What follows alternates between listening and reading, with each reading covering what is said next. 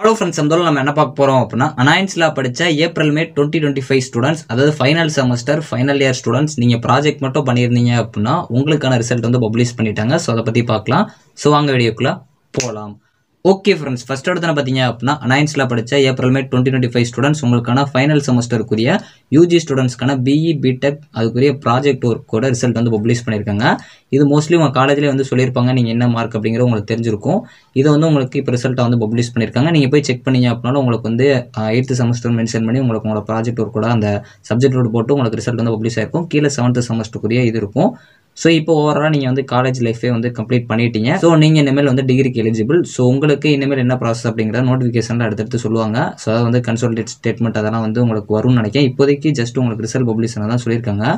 இதில் இன்னைக்கு அதாவது 25 ஜூனில் வந்து லாஸ்ட் எக்ஸாம் 8th செமஸ்டர் எதுவும் பேப்பரில் இருக்கீங்கன்னா உங்களுக்கு ரிசல்ட் வந்து தனியாக பப்ளிஷ் பண்ணுவாங்க. இது வந்து ப்ராஜெக்ட் ஒர்க்கான ரிசல்ட்.